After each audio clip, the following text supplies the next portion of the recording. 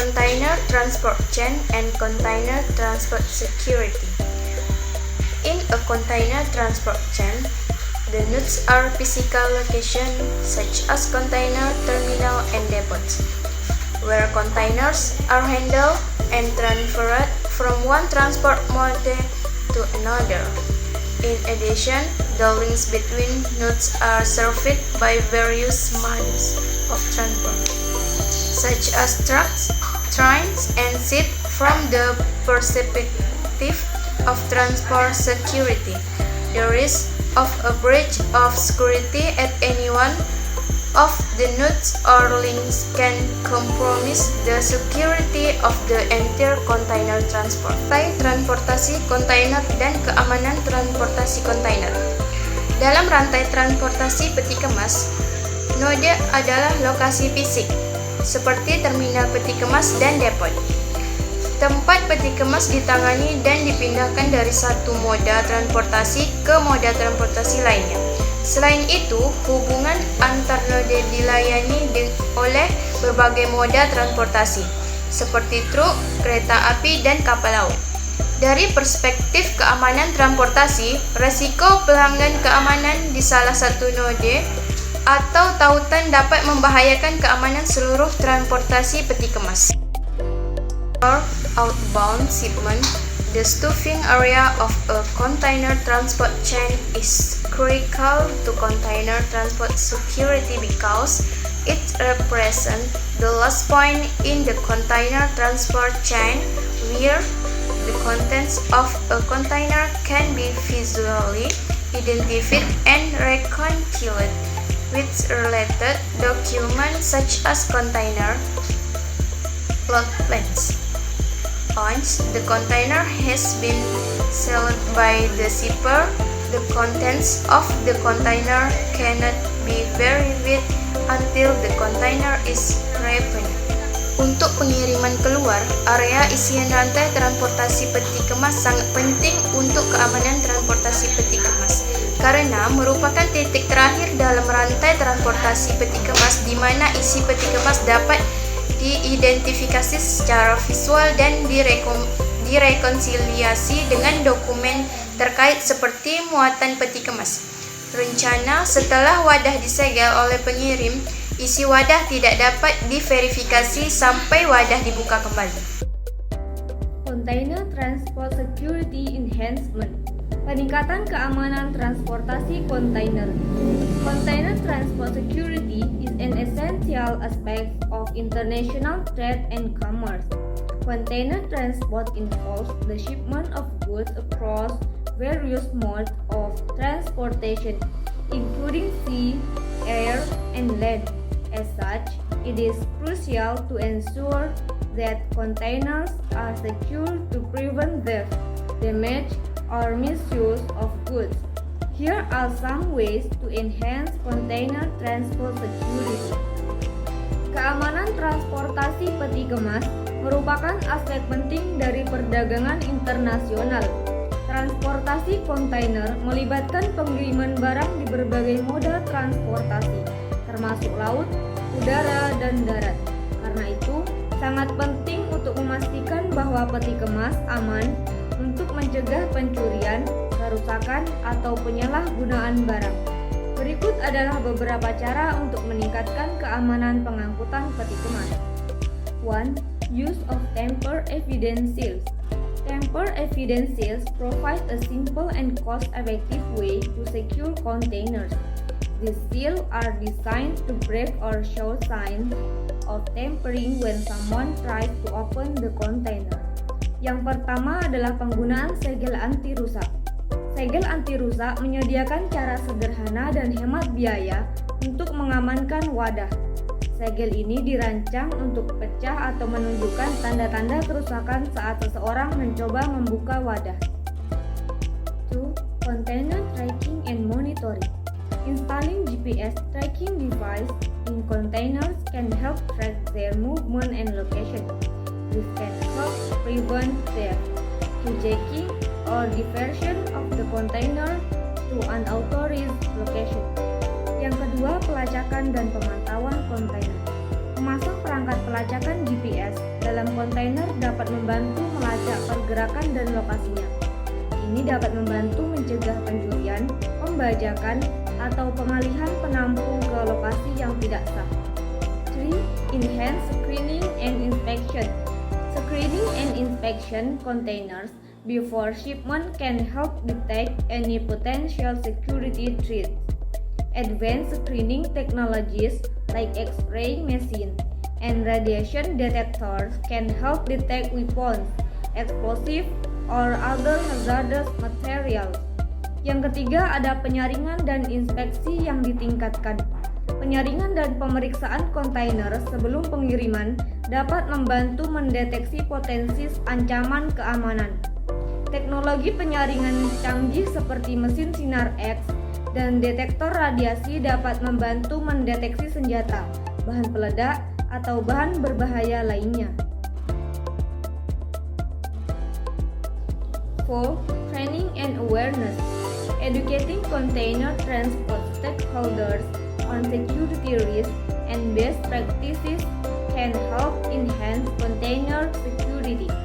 This includes training employees on how to identify and report security threats, as well as developing protocols for responding to security incidents. Yang keempat ada pelatihan dan kesadaran.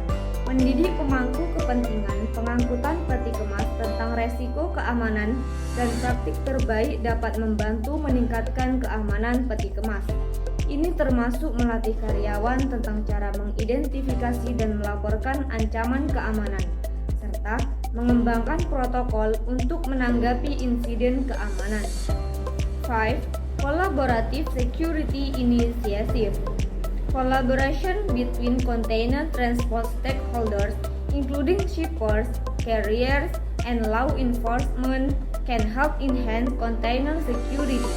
This includes sharing intelligence on security risks and threats, as well as coordinating responses to security incidents. Yang terakhir ada prakarsa keamanan kolaboratif. Kolaborasi antara pemangku kepentingan pengangkutan peti kemas, termasuk pengirim, pengangkut, dan penegak hukum, dapat membantu meningkatkan keamanan peti kemas. Ini termasuk berbagi intelijen tentang resiko dan ancaman keamanan, serta mengkoordinasikan respons terhadap insiden keamanan. Next, division of technology to enhance container transport security. Companies can be negatively impacted financially and operationally if they are unable to properly manage the security of container transportation. For example, companies that fail to manage the security of their container transport and fail to use the right technology to track and trace the status of the flow of trade goods can suffer financial losses due to cargo demands or delay in delivery. Jadi, difusi teknologi untuk meningkatkan wadah keamanan transportasi ini yaitu perusahaan dapat terkena dampak negatif secara finansial dan operasional jika mereka tidak dapat mengelola dan tidak dapat mengelola keamanan transportasinya peti kemas dengan baik. Misalnya seperti perusahaan yang gagal mengelola keamanan dan pengangkutan peti kemasnya dan gagal menggunakan teknologi yang tepat untuk melacak dan menelusuri status arus barang dan perdagangan dapat mengalami kerugian finansial akibat kerusakan kargo atau keterlambatan pengiriman. Therefore, it is very important for operator in the container transport chains to ensure container safety by adopting the right technology. The concept of technology diffusion is closely related to the adoption of technology to improve security and improve the safety of container transportation in the container transportation chains. Jadi, oleh karena itu sangat penting bagi operator dalam rantai pengangkutan peti kemas untuk memastikan keamanan peti kemas dengan mengadopsi teknologi yang tepat. Konsep difusi teknologi ini erat kaitannya dengan adopsi teknologi untuk meningkatkan keamanan dalam rantai transportasi peti kemas. Difusi teknologi mengacu pada proses di mana inovasi dikomunikasikan melalui saluran tertentu dari waktu ke waktu di antara anggota sistem sosial. Roger 1995. Namun, asumsi utama dari konsep difusi ini adalah operator angkutan peti kemas dalam rantai angkutan peti kemas bebas dan mandiri untuk memilih mengadopsi atau tidak mengadopsi. Konsep difusi teknologi gagal mengenali efek dari proses isomorphic institutional. Right, now we are continuing with types of institutional isomorphism. So, isomorphisme merupakan suatu proses yang mendukung atau mendorong suatu unit ke dalam populasi untuk menyerupai unit yang lainnya, guna menghadapi kondisi lingkungan yang sama. Aldrich in 1979, the institutional theoretical perspective suggests that the key factor affecting container transport operators in making a decision is the influence of other firms in the container transport chain. Institutional isomorphism is a useful tool to explain the institutional isomorphic influences on container transport operators in the container transport chain that faces the same environmental condition. Jadi menurut Aldrich pada tahun 1979, perspektif teori kelembagaan menunjukkan bahwa faktor kunci yang mempengaruhi operator transportasi peti kemas dalam mengambil keputusan adalah pengaruh dari perusahaan-perusahaan lain dalam rantai transportasi peti kemas. Operator transportasi peti kemas bersaing untuk mendapatkan kekuatan politik dan juga legitimasi institusional untuk lingkungan sosial dan ekonomi. Selain itu, mereka juga bersaing untuk mendapatkan pelanggan dan sumber daya. Hal ini berdasarkan pernyataan dari DiMaggio dan Powell pada tahun 1983. Jadi, isomorfisme institusional adalah alat yang berguna untuk menjelaskan pengaruh isomorfisme institusional terhadap operator transportasi peti kemas dalam rantai transportasi peti kemas yang menghadapi kondisi lingkungan yang sama. So, there are three types of institutional isomorphism. The first type is coercion, and the second type is mimesis, and the last type is norms. Now, let's understand each of these types. Right, the first type of isomorphism is coercion. So in 1983, DiMaggio and Powell, coercive institutional isomorphism stems from political influence and legitimacy. The coercive pressures are exerted on a dependent firm by other firms in the same container transport chain by cultural expectation. Jenis yang pertama adalah isomorfisme pemaksaan. Jadi kelembagaan ini bersifat koersif yang berasal dari pengaruh politik dan juga legitimasi. Tekanan paksaan diberikan pada perusahaan yang bergantung pada perusahaan lain dalam rantai transportasi peti kemas yang sama oleh ekspektasi budaya. Misalkan, sebuah perusahaan logistik yang sudah menerapkan teknologi dalam rantai peti kemasnya, maka perusahaan ini akan memaksa atau akan menuntut partner mereka untuk menerapkan teknologi yang sama dalam rangka menjaga efektivitas dari bisnis yang mereka lakukan. Next, the second type is mimesis.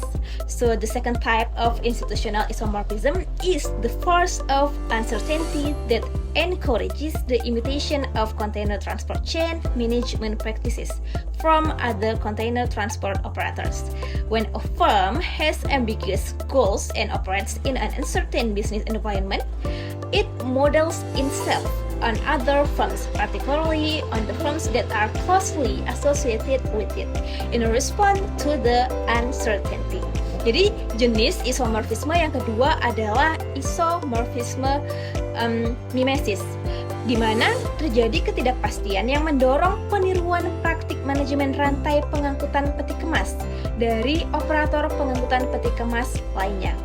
Nah, ketika sebuah perusahaan memiliki tujuan yang ambigu dan juga beroperasi dalam lingkungan yang tidak pasti, maka perusahaan ini akan meniru perusahaan lain, terutama perusahaan yang memiliki keterkaitan erat dengan operasi bisnis yang sama. The third type of institutional isomorphism is normative processes.